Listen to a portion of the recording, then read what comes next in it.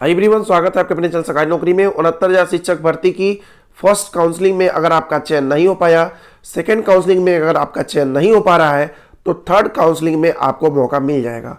कैसे मौका मिलेगा, कितनी सीटें खाली मिलेंगी और कितना गुणांक जाएगा, सब कुछ डिटेल में जानेंगे। ये वीडियो आपके लिए है अगर आप थर्ड काउंसलिंग में पार्टिसिपेट कर सकते हैं। अगर आपको ऐसा चांस लगता है, अगर 67,867 की लिस्ट में है और अभी तक आपकी काउंसलिंग नहीं हो पाई है, तो थर्ड काउंसलिंग में आपको मौका मिल सकता है। कैसे मिलेगा, आइए जानते हैं विस्तार से। सबसे पहले बात कर लें तो 31,270 का जब चयन हुआ था, उसमें लगभग 3,000 के आसपास सीटें आपको दिख रही होंगी। 3,000 के आसपास सीटें खाली थी। सेम प्रक्रिया 37,339 के भी होगा। इसमें भी जब लगभग 4,000 से 4,500 के आसपास सीटें आपको खाली मिलेंगी। ये कैसे मिलती हैं खाली सीटें? क्योंकि बहुत सारे ऐसे अभ्यर्थी हैं, उनका चयन कहीं और हो जाता है, एलटी ग्रेड में हो जाता है, टीजीटी पीजीटी में हो जाता है, या दूसरे वरिष्ठ पदों पर उनका चयन हो जाता है, जिससे वे इस काउंसलिंग प्रक्रिया में भाग नहीं लेते हैं अथवा वो ज्वाइन नहीं करते हैं, जिससे सीटें खाली रह जाती हैं। तो 3,000 के आसपास प्रथम काउंसलिंग में। सेकंड काउंसलिंग जो 2 दिसंबर से 4 दिसंबर के बीच होने वाली है, उसमें भी अभ्यर्थियों का चयन होगा और उसमें भी सीटें खाली रहेंगी। जैसा कि शुरू से ही सीटें खाली रहती आई हैं, हमेशा रहती हैं, इस बार भी रहेंगी। तो लगभग 4,000 से 4,500 के आसपास सीटें खाली रह सकती हैं, जिससे कि अगर सीटों को मिला दिया जाए तो लगभग 7,500 सीटें हो सकती हैं। 7,000 से 7,500 के बीच डेटा है, ये अनुमानित डेटा है, कम अधिक भी हो सकता है।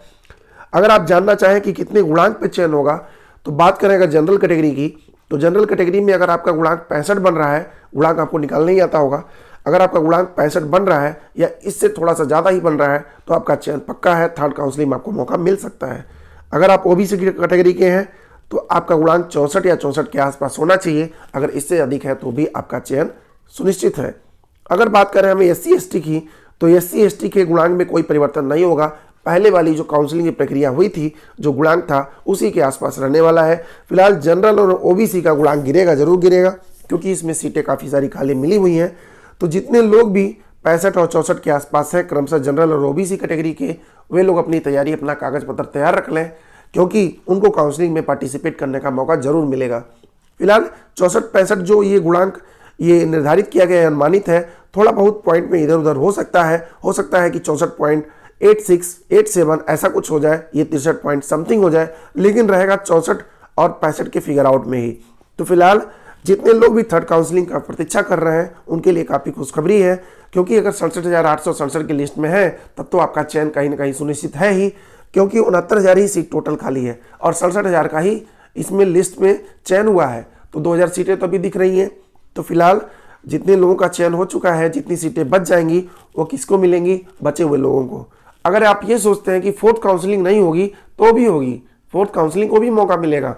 क्यों मिलेगा, आप खुद सोचिए कि 67,000 का ही चयन हुआ है लिस्ट में और 69,000 सीटें खाली हैं। 2,000 तो ऐसे ही दिख रही हैं, तो उन 2,000 को भी मौका मिलेगा जो लोग 1,46,060 में है। फिलहाल थर्ड काउंसलिंग जैसे ही क्लियर होगा, थर्ड काउंसलिंग तो 101% होना ही होना है, क्योंकि बचे हुए अभ्यर्थी तो ऐसे रहेंगे नहीं, उनका चयन हो चुका है लिस्ट में। तो जो फोर्थ काउंसलिंग होगी, जैसे ही उसका कुछ डिटेल आएगा हम आपको बता देंगे। थर्ड काउंसलिंग जब लगभग नज़दीक होता है तो क्लियर हो जाता है कितनी सीटें हैं, तो जितनी बच जाएंगी वो फोर्थ काउंसलिंग के लिए जाएंगी। फिलहाल थर्ड काउंसलिंग के लिए आप तैयारी में आप तैयार रहें और जल्द ही इसको आपको खुशखबरी मिल जाएगी कि थर्ड काउंसलिंग कब होनी है। फिलहाल अभी के लिए बस इतना ही। धन्यवाद।